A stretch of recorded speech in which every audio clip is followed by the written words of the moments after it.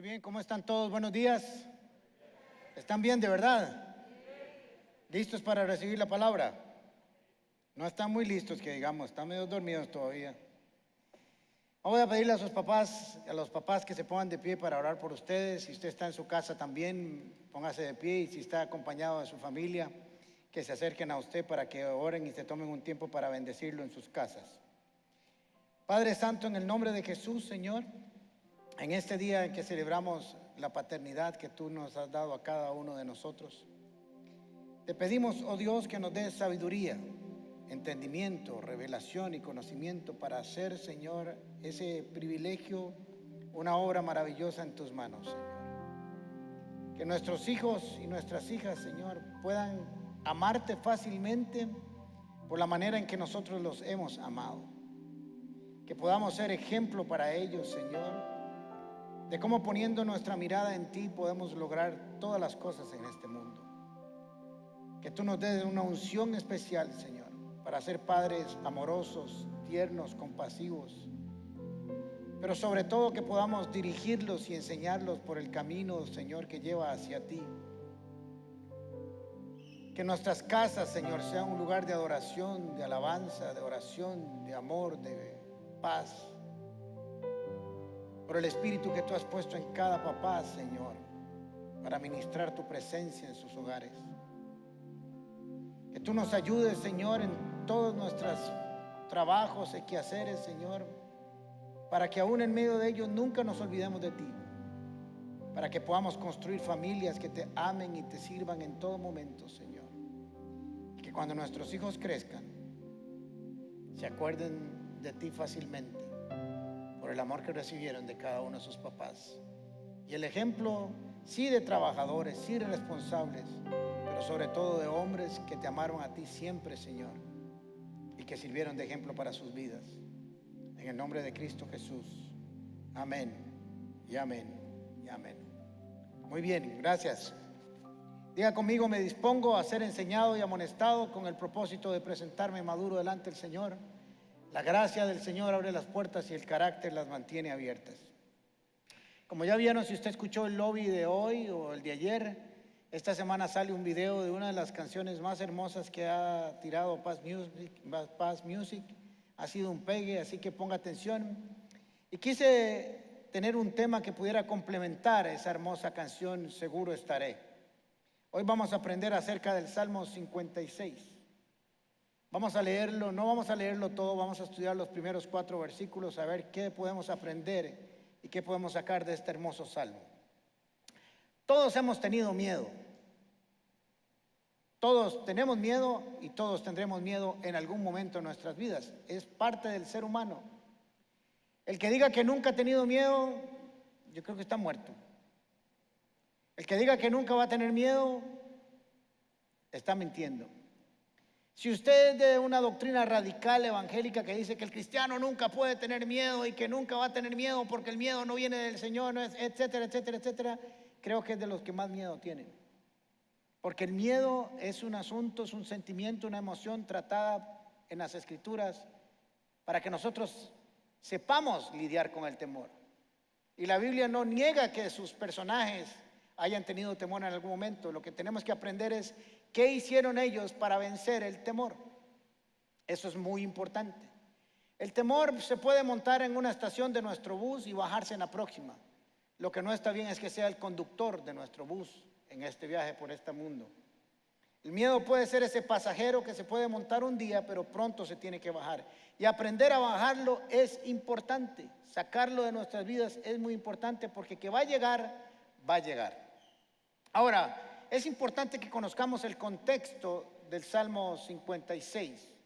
¿Por qué se escribió? ¿Dónde se escribió? ¿Qué estaba pasando en la vida de David? Ya saben que David fue perseguido por muchos años hasta que llegó a ser rey. Dios le dio una oportunidad de tener paz por mucho tiempo.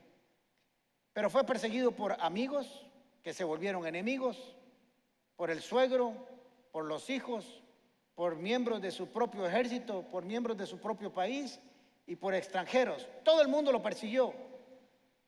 Podríamos decir en una aplicación del Nuevo Testamento que fue perseguido por lo físico y por lo espiritual. Y eso llegó a cansarlo. llegó a que él se sintiera oprimido fuertemente. Estaba huyendo de Saúl. Realmente estaba cansado. Ahora vamos a analizar esto más adelante. Quería huir lo más lejos posible de esa persecución. Tenía que correr día y noche, ocultarse en un lugar, en otro, por aquí, por allá, en cuevas donde amigos, enemigos, por todo lado. Y tomó una mala decisión producto de esa presión. Por eso tenemos que tener mucho cuidado cuando nuestra vida está presionada por el temor, por la angustia, por las pruebas, por el estrés, porque podemos tomar malas decisiones, llevarnos a una situación aún más complicada. Si yo le digo a usted que David huyó a la tierra de Gad, usted dirá, bueno, que le vaya bien, que disfrute de ese tiempo ahí. Pero les voy a contar qué es la tierra de Gad. La tierra de Gad es la tierra de los filisteos. Los filisteos son los archienemigos de Israel, archienemigos de David. De ahí era donde era Goliat, el gigante que él mató y que había, por cierto, que tenía otros hermanos que vivían ahí también. Así que por presión de su temor, por la presión de huir, se fue al lugar donde nunca tuvo que haberse ido. Y David está ahí, lo identifican, se lo llevan los filisteos y se lo llevan al rey y le dicen, rey, mi rey, le dijeron, aquí está ese muchachito que en 1 Samuel capítulo 21 dice, este es el David, el rey de esta tierra, de quien habla la canción. Había una canción que la gente cantó para David, sobre todo las mujeres. Decía, Saúl mató a 1000, pero David mató a 10,000. Ese es el que está aquí, mi rey. Ese que mató a Goliat, ese que mató a nuestro paladín, ese que mató a nuestro ejército y nos hizo correr, lo tenemos aquí en la sala del palacio. Famoso era David. Así que él estaba ahí. Y podríamos en el contexto decir que dijeron, ahora sí lo tenemos para darle por la pura jupa. Y así como le cortó la cabeza a Goliat, eso no lo dijeron, eso lo estoy imaginando yo, cortémosela a nosotros. Para ahí se fue a huir David en medio de su angustia, tratando de encontrar paz. En 1 Samuel, versículo 21, 12 dice, al oír esto David se preocupó y tuvo mucho miedo de Aquis, rey de Gad. ¿Cuándo nació el miedo en David? Cuando escuchó que lo habían identificado, que ya sabían quién era él y estaba solo, sin su ejército, sin ayuda, en la casa del enemigo. Pero hay un versículo aquí que es hermoso, tal vez algunos de ustedes se lo saben de memoria, pero hoy lo vamos a estudiar un poco. Nació este salmo en medio de una angustia, de un temor terrible, y llegó a la conclusión y dijo en el Salmo 56:3, cuando tengo miedo, pongo en ti mi confianza. Si David dijo eso era porque tenía miedo, pero supo qué hacer el miedo, supo cómo tratar el miedo, supo qué hacer con él. El miedo entró por una razón, cuando escuchó que podía caer o que estaba en manos del enemigo, pero también supo para dónde correr aún en medio de su error. Cuando tengo miedo, confío en ti. Cierre sus ojos un momento y diga, cuando tengo miedo, confío en ti. ¿Cuándo nace este texto, este versículo 3? No cuando David está filosofando, viendo un atardecer en la playa, en medio de un spa, un jacuzzi, haciendo un barbecue, y de pronto se le ocurrió decir, cuando tengo miedo, confío en ti. No, es que realmente tenía miedo. No nace de una inspiración poética, aunque es un poema. Nace de una realidad de su vida. Y esto es lo hermoso de los salmos, que son experiencias reales del salmista. Sabemos que este salmo lo escribió David. No todos los escribió David, pero este sí. Y sabemos de dónde y bajo qué circunstancias lo escribió. No era un juego. Su vida estaba realmente en peligro. Ahora, ¿cuándo nace el temor? ¿Cuándo nace el miedo?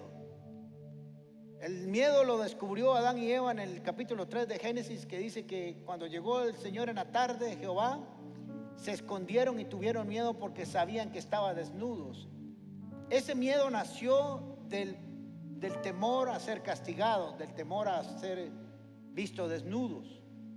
Pero en lo regular, en lo ordinario entre nosotros, el temor nace generalmente de estas circunstancias. Cuando perdemos el control, el dominio de algo o sobre algo. Cuando perdemos la capacidad para resolver nuestros propios problemas a nuestro propio estilo y con nuestras propias armas. Cuando el resultado de algo no está en nuestras manos y cuando enfrentamos lo desconocido. Cuando aparecen todo ese montón de elementos, entramos en pánico. Porque no tenemos control. Porque vamos a lo desconocido. Porque ya no sabemos qué hacer. Y todo lo contrario, o a contrario sensu, cuando tenemos el control, cuando tenemos el dominio sobre algo o sobre alguien, cuando tenemos la capacidad para resolverlo con nuestras propias fuerzas, con nuestra propia energía, con nuestros propios instrumentos, cuando el resultado está en nuestras manos y cuando conocemos lo que viene. Si hay algo que produce temor es no saber el futuro. Eso trae mucho temor. Ahora, cuando yo sé que todo está bajo control y puedo determinar qué va a pasar, no tengo miedo. Por ejemplo, si aquí traen un niñito de 5 años y dicen que lo van a traer a tener lucha libre conmigo, yo no tengo que temer nada, a no ser que se llame Clark Kent. Pero si es un niño común y corriente, yo sé que le voy a meter un cosco, un patadón y lo venzo. Así que no voy a tener temor. Pero si me traen a Pablo Navarro, que le llego por la cintura, que se sienta ahí, donde yo lo veo, jalea de mora, porque yo sé lo que puede pasar. Así que hay que identificar cuándo llega el temor a nuestras vidas y cómo llega. Ahora, lo más interesante de todo esto es que David está en esas circunstancias por caballo. Y lo digo así coloquialmente, obviamente él estaba bajo presión, ahora lo vamos a ver bajo las circunstancias que estamos. Pero todos hemos cometido errores cuando estamos bajo presión, ¿cierto o no? Todos. Por eso saber qué hacer cuando estamos bajo presión y bajo pánico es muy importante. Porque si no, además viene la culpa con el temor, porque esto es culpa mía, yo estoy aquí, tomé una mala decisión. Y que venga lo que venga, porque pobrecito de mí que hice esta estupidez. Y eso no está bien. David, Dios nos va a enseñar cómo hacer que el temor se vaya, aun cuando estemos en una situación en la que no tenemos control, en la que el adversario es más fuerte y más rápido que nosotros, cuando nuestra incapacidad es evidente y no hay solución humana a la vista. Entonces, ¿qué hacemos? Ponemos nuestra confianza en alguien más grande que nosotros. Ponemos nuestra mirada en alguien que sí tiene el control y puede controlarlo, que es más rápido y más fuerte que la misma amenaza, que es evidente la superioridad sobre nuestros enemigos y que sí conoce el resultado final de la situación. Cuando logramos dirigir nuestra confianza hacia alguien así, que es Dios, el temor desaparece. Ahora miren qué interesante lo que dice el Salmo 56:1, así empieza: Dios mío, ten misericordia o compasión de mí, porque hay gente capaz de devorarme. Mire cómo los estaba viendo David, no solo matarme, sino comerme vivo. Todo el tiempo me oprimen y me combaten. Ahora, recuerde esto, David está ahí por una mala decisión. Uno de los errores que quiero que aprendan que tenemos que corregir como creyentes, y es fundamental, es creer que Dios nos va a ayudar solo si hemos sido buenos, solo si hemos diezmado, solo si hemos venido a la iglesia, solo si hemos servido, solo si hemos cumplido la ley. Por eso David, sabiendo que están así en esa situación por un error de él, que él mismo se tomó de la mano y se llevó a la tierra de Gad, le dice: Señor, apelo a tu compasión y tu misericordia. Qué hermoso es saber que Dios nos va a ayudar independientemente si hemos sido buenos o malos, porque su amor no es condicional. Su amor perdura para siempre, su fidelidad es eterna, es nueva cada día su misericordia. Por eso David apela a esa misericordia de Dios. David se echa en las manos de Dios, aún en medio de su insensatez, y prácticamente está diciendo: otórgame, Señor, tu favor. Y el favor es de Dios, es eterno, no está condicionado a lo bueno o malo que hemos hecho nosotros. Me gusta este pasaje porque es evidente que resulta ser parte del Salmo 56:1. No lo dice, pero usted lo puede aplicar fácilmente. Hebreos capítulo 4, versículo 16. Así que acerquémonos confiadamente al trono de la gracia para recibir misericordia y hallar gracia que nos ayude en el momento que más lo necesitamos. Aquí no está diciendo que nos vamos a acercar condicionadamente a Dios, que Dios nos pone condición para ayudarnos. Lo único que dice es que nos debemos de acercar con confianza no en lo que nosotros hemos hecho, no en lo que nosotros somos o quién somos, sino en quién es Dios. El problema de nosotros como cristianos es que siempre estamos procesando la información de nuestra relación con Dios en relación a nuestra humanidad, a nuestros sentimientos, a nuestras emociones, a nuestros principios y valores terrenales, y no en cuanto a lo que Él es y Él puede hacer para con nosotros. ¿Me van siguiendo? Acerquémonos al trono de la gracia de Dios confiadamente, sin temor, sin miedo al castigo. Gracia es gratis, favor inmerecido es su favor, su gracia para con nosotros. No depende de lo que usted haya hecho, depende de quién es Dios. Así que cuando usted esté en una necesidad complicada, difícil, en un tiempo de temor y de angustia, de pruebas, corra al trono de la gracia con confianza.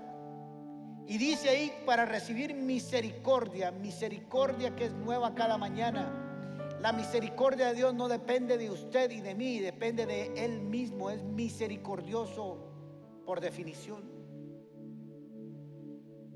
Muchos de nuestros problemas por los cuales no acudimos a Dios y no salimos corriendo a Él, es porque no tenemos confianza para llegar a Él, porque siempre está nuestra duda o nuestra propia insensatez, como la que estaba viviendo el salmista en este momento.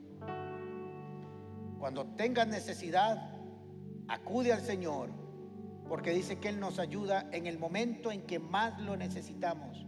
¿Cuándo es el momento que más lo necesitamos? Hoy. ¿Cuándo es el momento que más lo vamos a necesitar? Dentro de un mes. ¿Cuándo es siempre que sea el momento, acuda a Él. Ahora, quiero hacer una reflexión en medio de todo esto, porque es extraño cómo actuamos los seres humanos. Miren, estoy aquí. Póngase que tengo problemas con la bebida, he tenido problemas de alcoholismo o de exceso de bebida. Conozco al Señor, la dejo, comienzo a caminar por su palabra. Viene un momento de prueba, de estrés, difícil, porque vienen aún siendo cristianos, eso se lo he enseñado. Aquí nunca hemos enseñado que cuando usted es cristiano nunca nada malo le va a pasar. Lo que decimos es que aún en medio de las pruebas Dios le va a dar la victoria y va a estar con usted y lo va a acompañar. Esa es la promesa de Dios.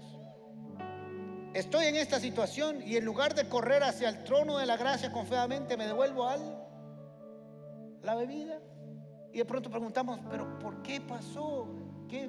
Es que volví a caer en eso. Sí se puede en momentos de debilidad, pero mire cómo nosotros corremos. David corrió hacia el lugar menos indicado, tratando de huir de algo, se fue a huir a algo más complicado todavía. O tenemos problemas con el juego, o tenemos problemas con la pornografía, o tenemos problemas con las drogas, en fin, todas esas cosas. Nunca corras al lugar donde estuviste. Corre al lugar donde Dios prometió que te vas a encontrar con Él. Ese es un lugar seguro. Tenemos que cuidarnos mucho cuando estamos bajo estas circunstancias. En el Salmo 55, tengo una revelación impresionante. El Salmo 55 es el que está antes del 56. Vea qué espíritu más poderoso el que tengo. 5 años estudiando la Biblia para llegar ahí. Pero miren en la situación en que estaba David. Por eso quiero que tratemos con la humanidad, porque a veces de David y de personajes bíblicos, porque a veces pensamos y decimos, es que ellos le tuvieron muy fácil, porque vieron esto, y vieron el mar rojo, y vieron esto, y vieron lo otro. Sí, pero eran humanos como nosotros, con sus propias luchas y debilidades. Salmo 55, 4 al 8. Se me estremece el corazón dentro del pecho y me invade un pánico mortal. Claro, cuando él escuchó eso, dijeron, ahí está el enemigo número 1 de nosotros, está listo para matarlo. Todos hemos sentido cuando el corazón se acelera, ¿verdad? Y duele el pecho aquí. Temblando estoy de miedo, sobrecogido estoy del terror. Literalmente está aterrorizado. Creo que todos hemos pasado por ahí en algún momento. Ahora miren lo que él quería hacer, y es algo que nosotros todos queremos hacer en algún momento cuando estamos complicados en nuestra vida.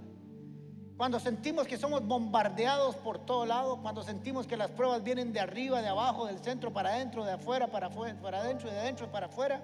Decía, ¿cómo quisiera tener alas de una paloma y volar hasta encontrar el reposo? Creo que todos hemos querido eso también en algún momento.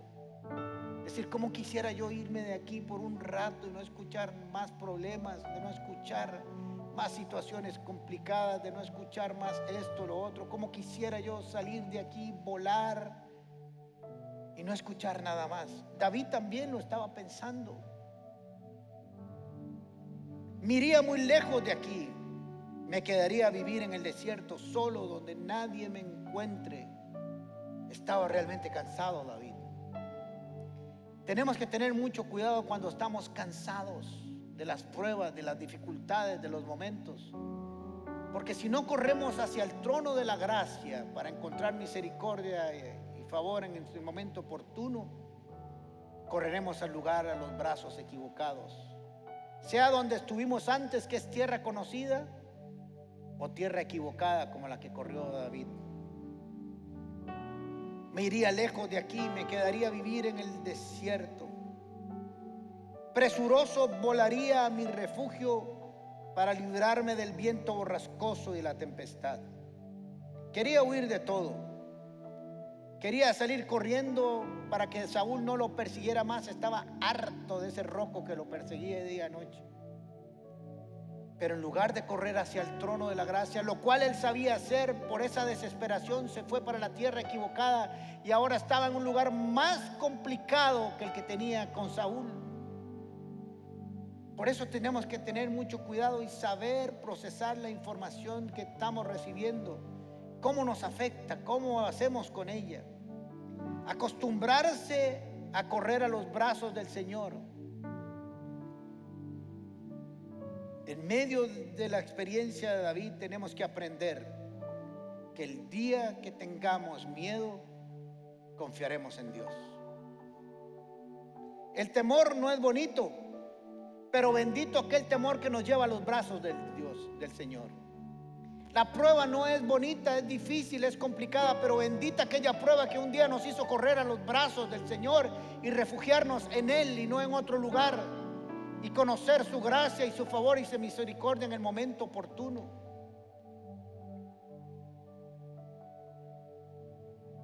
El miedo llega por una razón. Y miren cómo llegó al corazón de David. Porque cuando encontramos la razón por la cual estamos temiendo, encontraremos la razón por la cual siempre va a salir. El miedo de David llegó cuando dice, al oír esto, David se preocupó y tuvo mucho miedo de Aquis, rey de Gat. Él no le había pasado nada hasta que comenzó y llegó la información que le perturbó el corazón. Una mala noticia, un mal diagnóstico, un despido, problemas económicos. Siempre el temor aparece por todas esas amenazas que vienen desde afuera a influirnos. Pero tenemos que recordar que el temor no se puede asentar en nosotros. No dice la Biblia que David estuvo muchos días ahí, porque si hubiera estado varios días lo matan. Ahora voy a hacer un paréntesis aquí, porque ustedes han escuchado el dicho, se hizo loco. ¿Quién ha escuchado ese dicho? Ese man se hizo loco. Bueno, ese dicho lo inventó David, porque se le ocurrió, digo yo, inspirado por el Espíritu Santo: ¿y cómo hago para que no me maten? Se hizo loco. Entonces dice que dejó que las babas le salieran por las barbas, pegaba contra las puertas y andaba. Y cuando el rey de Aquis llegó a verlo, dijo: ese es el mae que dicen ustedes que nos mató. No, hombre, no le hagan nada, déjenlo irse para la choza. Y salió victorioso. Así que de alguna ocasión vale la pena hacerte loco. No siempre, ¿verdad? Porque eso es carebarrada, pero algunas veces vale la pena. Solo para que supieran cómo había salido de ahí. Ahora vamos al versículo 3. Cuando siento miedo, un sentimiento, una emoción, pongo en ti mi confianza. Paso de tener temor a lo que acaba de escuchar, para empezar a escuchar a Dios y poner mi confianza en Él. Sustituyo la razón por la cual entré en temor y me paso a la confianza. Pero solo puedo confiar en aquello que yo conozco. Usted nunca va a poder confiar en algo que no conoce. Por eso es importante que conozca las Escrituras, por eso es importante que conozca las promesas, por eso es importante que tenga una relación con Dios, para que sepa dónde huir, dónde correr. Por eso los que no conocen a Cristo corren para cualquier otro lugar, donde los brujos, donde los hechiceros, donde los vicios, donde las drogas, donde el alcohol, donde otras cosas, porque no saben para dónde correr. Por eso la iglesia tiene que estar siempre presente y enseñarle a la gente para dónde debe correr. Para eso está la iglesia, para hacer luz en medio de la oscuridad. Así que él mismo se dijo: cuando tengo miedo, Davidcito, entiende, Davidcito, ahora que tienes miedo, pon tu confianza en el Señor, porque lo conoces, porque sabes lo que ha hecho otras oportunidades, porque sabes cómo te ha librado de otras situaciones, porque sabes, conoces tu poder, porque lo has visto que te ha dado victorias una y otra vez. Confía en Él. Pese a que estás ahí por una tontera, por una equivocación, pese a eso, tienes que confiar en Dios. Porque cuando confío en ti, el miedo se va. Ahora les voy a decir que estudiando un poco para este tema, me gusta a veces ir a estudiar cosas científicas. Un doctor neurocientífico ha hecho pruebas por 25 años acerca del cerebro, de las imágenes, de cómo reacciona cuando está en temor, cuando está en angustia, cuando está en felicidad, de esos estudios que hacen. Y logró demostrar científicamente que la única forma en que el temor se va, al menos de las imágenes cerebrales, se van a impresionar, es cuando alguien se siente amado. Ni siquiera cuando le dicen: vamos, sea valiente, usted lo puede lograr. No hay forma. Solo cuando llegaron a esas personas y las amaron y las abrazaron y les dieron un grupo de apoyo y se sintieron amados, su cerebro se transformó. Si le hubieran preguntado a Dios hace mucho, hubieran sabido que el perfecto amor echa fuera al temor. Y la ciencia ha demostrado que el amor echa fuera al temor del cerebro de las personas. Impresionante, ¿no? Cuando confiamos en Dios, confiamos en su amor, en su misericordia. Por eso en el versículo 1 empezó: ten misericordia de mí. Creo en tu amor, en tu fidelidad, en tu ternura, en que no viniste para condenarme, en que tú eres el buen Padre que me va a cuidar. Ahora se confirma y reconfirma en el 4 cuando dice: confío en Dios y alabo su palabra. Confío en Dios y comienzo a cantarle a Él. Confío a Dios y comienzo a recordar sus promesas. Confío en Dios y comienzo a creer y a recordar cada una de las palabras que Él ha dicho, que ha cumplido para conmigo y que se cumplirán. Por eso es importante conocer las Escrituras. Cuando estás en temor, necesitas inyectar y sustituir la palabra que vino, la mala noticia, la situación, con el entorno del favor y la misericordia de Dios sobre tu vida. Confío en Dios y alabo su palabra, que es lo mismo que alabar sus promesas, sus dichos, sus preceptos. Se vuelve a decir a sí mismo: confío en Dios y no siento miedo. Cuando tengo miedo, confío en Dios. Cuando confío en Dios, no tengo miedo. Y como él en ese momento le temía a los hombres, a lo que fueran a hacer, dice en el versículo 3: ¿qué puede hacerme el simple mortal? Ahora comenzó a reflexionar, y una vez que pasó su confianza a Dios, que pasó del temor y pasó a la confianza de Dios, comenzó a ver al hombre como alguien que no podía hacerle. Unos versículos antes, un pasaje antes, decía: estos me van a devorar. Pero todavía estaba enfocándose en su temor. Pero cuando lo cambió a Dios y lo sustituyó por la confianza, aquellos hombres que se veían muy grandes se volvieron muy pequeñitos. Claro, cuando puso su confianza en Dios y vio a los de la tierra de Gad que estaban a su alrededor, los vio muy pequeñitos. Eso sucede cuando nosotros enfocamos y ponemos nuestra mirada en Dios, que todo lo puede y que conoce el principio y el fin de la situación. Silenciar la voz del miedo se silencia con la voz de Dios a través de su palabra y de su espíritu. Todos tenemos que aprender a tratar con esto. El Salmo 34 dice,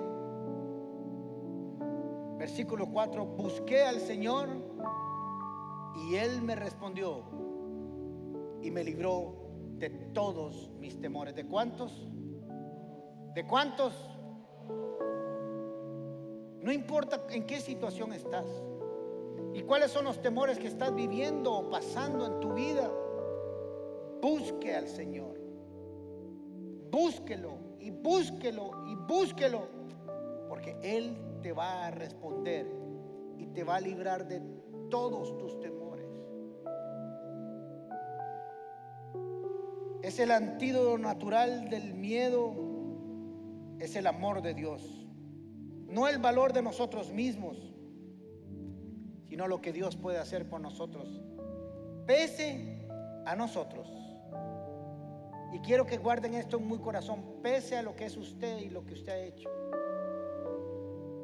Porque una de las cosas que trae inseguridad cuando estamos en diferentes pruebas es si Dios nos va a ayudar, porque nos recordamos que un día hicimos esto, un día hicimos lo otro, y no nos consideramos dignos del favor de Dios. La gracia es el favor inmerecido de Dios para con cada uno de nosotros. Y todos estamos expuestos a esto. Les voy a contar algo que me pasó esta semana. No me siento orgulloso, pero nunca he tratado de ser un superhombre con ustedes. Casi que estuve a punto de pecar, pero no pequé.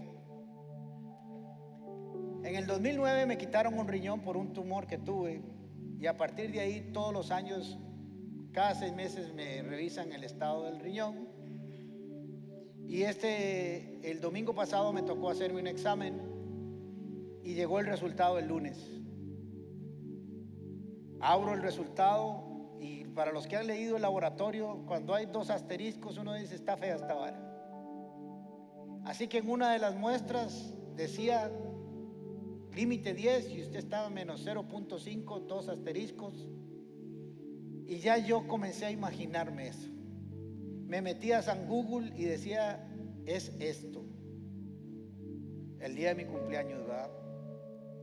Entonces ya me llama Flora. Yo estaba trabajando en mi oficina ahí en el segundo piso de mi casa, y ya abajo todo achantado, y me dice: ¿qué te pasa? Y le digo: Flora, ya empezó a fallar el riñón. ¿Cómo? ¿Ya vio el examen? Sí, ya vi el examen. Me dice: Flora, como es tan aplomada, me dice: tranquila, tranquilo, mañana nos dirá el doctor qué es, vamos a esperar, tranquilos. En la noche, en la tarde, le dije: tenemos que repasar otra vez lo de las cuentas de los bancos y todo, porque ya yo me estaba enterrando, ¿va? Vean qué pastor más profunda fe tiene usted aquí enfrente, ¿va? Ya me estaba imaginando de todo. Así que llego donde el doctor al día siguiente. Me dice: sí, ¿cómo le va, don Alejandro? Bien. ¿Cómo ha estado con esto? Muy bien, doctor. ¿Cómo ha estado con lo otro? ¿Cómo le ha ido con esto? ¿Siguió tomando esto? Sí, todo esto. Muy bien. Le digo, doctor, ahí hay unos exámenes, ¿verdad? Yo presionando para que los viera. Entonces ya comienza, ajá, ajá, ajá, ajá, ajá. Muy bien. Y yo, ¿los vio mal? Yo diciendo al doctor, ¿los vio mal? Doctor, pero ahí hay algo que tiene 2 asteriscos, está menos. Y me dice, mire, caballo, solo le faltó decirme eso. Usted tiene un riñón y lo que quiere decir eso es que parece que usted tiene 2 que están funcionando perfectamente. Y yo me enterré el día anterior. Por eso no busque nada en Google, espérese que el doctor le diga qué es lo que tiene que decir. Pero ya me estaba enterrando yo. Sí, pido perdón. Pero cuando vimos algo que nos produce temor, si no lo sustituimos rápidamente por una buena noticia. Bueno, les voy a contar 2 cosas. En ese mismo instante Flora me volvió a ver así, ¿verdad? Y yo obviamente respondí como se responde a eso. Me reí y me reí. Salí del consultorio y me dieron un golpe muy fuerte en este brazo. Pero el temor llega así. Claro, la noche anterior pasé 2 horas orando. Bendito el temor que nos lleva a la presencia del Señor. Me gané 2 horas de oración en la noche. Pero muchos de ustedes vinieron y entraron hoy a este auditorio con algún temor en algún área de su vida. Económica, familiar, del futuro, de familia, de trabajo, de algo. Muchos hoy encendieron sus computadoras y prendieron sus teléfonos, sus tabletas para vernos por internet y tenían algún temor de algo, de la economía, del trabajo, de la familia. Pero hoy te dice el Señor, en medio de tu temor, confía en mí y se irá. Porque yo soy el único que puede sacar el temor con el amor que he derramado para tu vida y por tu vida. Y puedes estar seguro que te puedes acercar al trono de la gracia confiadamente, dice el Señor, y encontrarás socorro para el momento oportuno de tu vida. Gracia, favor y misericordia, aún en medio de que no lo hayas hecho bien. Porque de eso se trata el amor de Dios. No vino para castigarnos, sino para ayudarnos. Cierre sus ojos, por favor.